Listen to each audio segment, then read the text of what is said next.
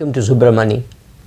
The principles of financial independence and the principles of wealth creation or wealth accumulation are more or less similar, right? So I'm going to use these words interchangeably.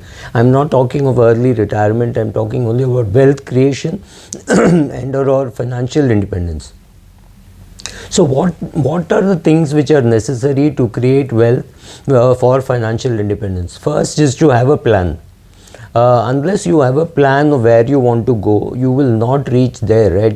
Then you can just go wherever you want. So creating a plan or having a plan is the most important thing in the step to wealth creation. You should know why you want it, you know how you want it, you should involve your family in the whole process, right? You have to understand that there is a particular thing that you're doing because there is a particular destination where you want to go to. It is easy to pretend that all of us know what we want to do. It's not true, because then you do not know what are the steps which are required to reach there. So first step would be to have a plan, and have a plan which will take you exactly to where you want to go, because you may want to go to a place where others may not be wanting to go, right? So first is to have a plan, proper plan in having a typically, your wealth plan starts by saying 3-4 very important things. One is to save and invest aggressively during your accumulation phase. Then making sure that the standard deviation is not too high to your liking or dislike. And making sure that you are spending very wisely on the way down, right? So all these three principles are important in your wealth creation plan. So having a plan, wealth creation does not happen by just having random actions saying, oh, I did this, right? Things like that. You have to have a plan, fairly obvious. You have to spend less than what you're earning. You have to invest very smartly. You have to spend very wisely. And you should know why you are doing some of those things, and know which are the things which could completely destroy you in the path of wealth creation. Could be many foolish things which you don't even realize it is foolish. So having a plan, having a financial mentor who will take you through that plan makes a lot of sense. So it could be a financial advisor, or it could just be a financial mentor, somebody you know who has accumulated wealth either in the share market or somewhere else, right? So then you can write down your goals, have it very clear as to what are the steps you will do, involve your family. I've said this again and again, I'm repeating that typically, like they say, if you don't have a plan, you can do whatever you want and you will not accumulate that money. If you stand at a particular place without knowing where to go and you don't have a plan as to where to go, you could actually walk aimlessly. But very clearly, when you have a goal and you know that where you have to reach, then you will go right or left or straight, wherever you want, because you have a goal, you have a roadmap, you have a plan to achieve it. Without that, it is going to be very difficult. Another important thing is your lifestyle should lag your income by a mile, right? So your family should also understand the responsibility of saying, okay, my income is going up fast. My standard of living need not catch up with that, right? It can be much slower, because that will give me a greater surplus, which I learned to invest very well. So learning to invest is very important, but first for that you have to earn well and have created a surplus. You have to save well. Saving is far more difficult than investing. People don't understand. In the initial stages of your life, I've created a separate video on this, where you don't have a great amount of corpus. The amount of money you save, that percentage is far more important than what return you're getting on your accumulated capital. For example, if you have accumulated 1 lakh of rupees as your wealth so far, you're the starting phase of your career, whether you get 10% on that or 11% of that doesn't matter. But whether you're saving 30% of your income or 70% of your income or 80% of your income, that will make a much bigger difference. So make sure that your lifestyle lags income. Base your lifestyle on your income, not on the basis of what your father is earning. If you're staying with your parents and not paying rent, just take that amount of rent and start putting it in a fund and say, this is my home buying accumulation fund, because you would have paid that kind of rent somewhere else. So put it away. Put away all that money, then you know what is your real salary. Let's say you're starting your life on a salary of 6-7 lakhs, which is not a bad salary at all. It's a very good salary. And then you realize that because you're staying with your parents, you are maybe your take home salary is 4 lakhs, 4.5 lakhs, whatever, after PF and tax, everything. On that 4.5 lakhs, you are able to actually save almost 4.5 lakhs simply because you are living on your parents' house. But if you think that the place where you are staying would impute a rent of 8,000 rupees, start doing an SIP of that 8,000 rupees. That is not your saving, that is the amount of money that you have simply because your parents are not charging you rent, maybe for food. So you put away 12,000 rupees or something like that, and say, okay, this is the amount which I would have paid if I had stayed separately, right? So this puts a lot of discipline, and then you see how much money you are left with. The full 4.5 lakhs is not yours for spending, because you will have to put away 1.5 lakhs into these kind of things. You will actually spend something on your transport, on your clothes, etc. Then what you left with is exactly the amount which you can truly spend. I'm not even saying live separately, but assume that if you were living separately, whatever will be your cost, put that away in a SIP, so that that money gets accumulated, which will be useful for you at a later stage. So this is very important to know, that lifestyle has to lag income, and that lifestyle expenses, whatever you are incurring, plus the imputed rent, food, etc., etc., whatever you would be incurring if you were staying alone, all that should become SIPs.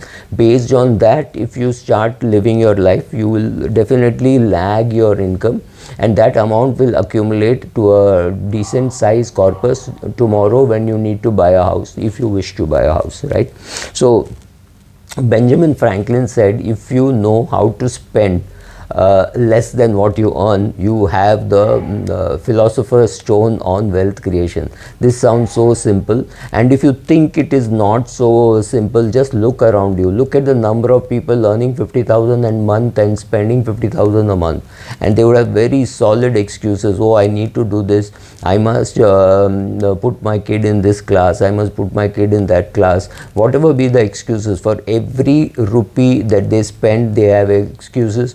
They travel they will not travel by cheap modes of transport, they will not use public transport, they will not use a train, they will use a plane. Again say, oh, I need that, I need to travel that distance only by plane because bus is very cumbersome. Whatever, they have excuses for everything, but they spend as much as they earn, if not more, and actually they spend more because of the credit card facility which is available, right? So you see people making a mess. So that is why this sounds very American to say, oh, people should spend less than what they earn. Today it is becoming a reality in India that people are spending as much as they earn, or more than what they are or more than what they are earning. So yes, can you keep doing this for the rest of your life? No, but they are all hoping that one day their income will go up and their standard of living will match, and at 40, 45 they look at their portfolio and say they just don't have enough money for retirement, right? So 45, if you have not put 1 rupee away for your retirement, you are in dangerous space, right? Investing your money is important, but before that, investing in financial education is important. So get yourself a financial advisor, sit with him and learn. There are enough good YouTube videos where you can learn, enough books from where you can learn. Please understand that financial education is much bigger than just investment management. Investment management is knowing where to invest, etc. But knowing how to invest, where to invest, where to keep the money which is required in the next 2 years or the next 3 years, how much of term insurance to take, from where to take health insurance, how to make a health insurance claim, all this is part of your financial education. A lot of emphasis has to be given for financial education, because if you don't have financial education, chances are you will not even be watching this video. right? The fact that you are interested in financial education means you are watching this video.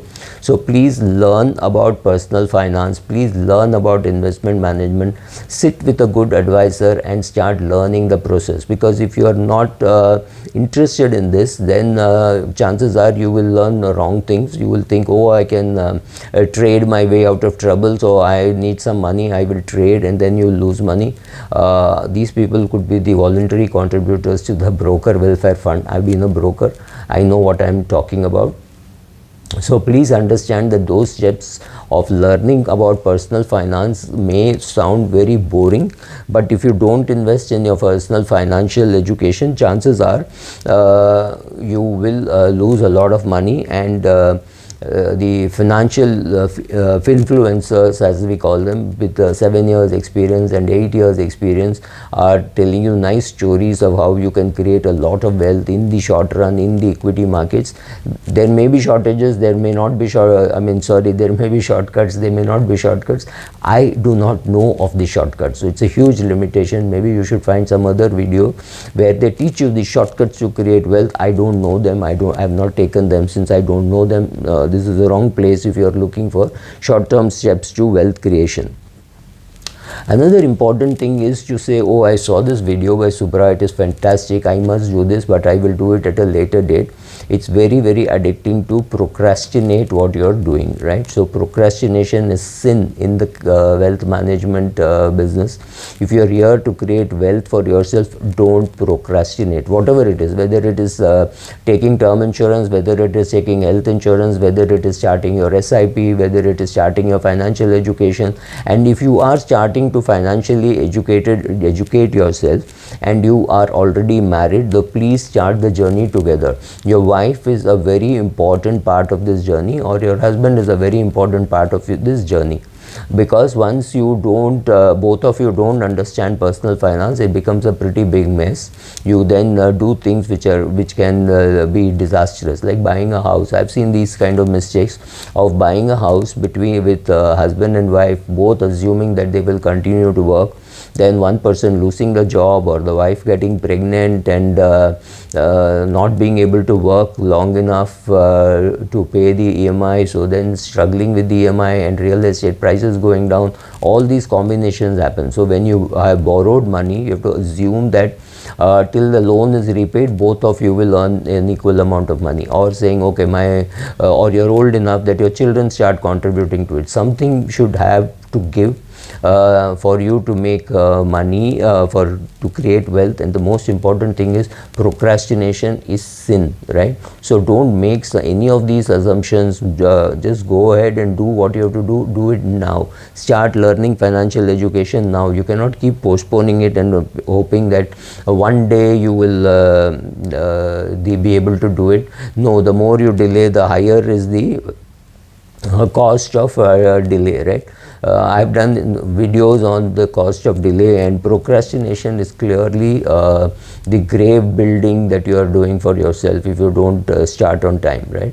So make sure that you're building your wealth and you are not procrastinating, and any procrastination leads to wealth destruction. It's also important that you start putting your wealth creation plan on autopilot, which means your SIP, systematic investment plan, or your wealth creation, other techniques, or even paying all your telephone bills, etc. You put it on autopilot so that you don't postpone, you don't unnecessarily pay charges, you don't forget to pay your electricity bill, you don't forget to pay your health insurance bill, right? So make sure that all these bills are paid on time by just automating it. Life has become much simpler. I don't even see what is my regular credit card bills. I know that on the due date it gets debited. Then I can go and review it every quarter. The time I review does not really matter, because I don't have to worry that, oh, this month I have not paid, or things like that. There is an auto debit available even for the debit card, credit card, whatever. Sorry, debit card anyway gets debited immediately, but for your credit card, these kind of simple solutions are available for all your bills, etc. So make sure that you use all of them. Thank you. I will continue with the next video.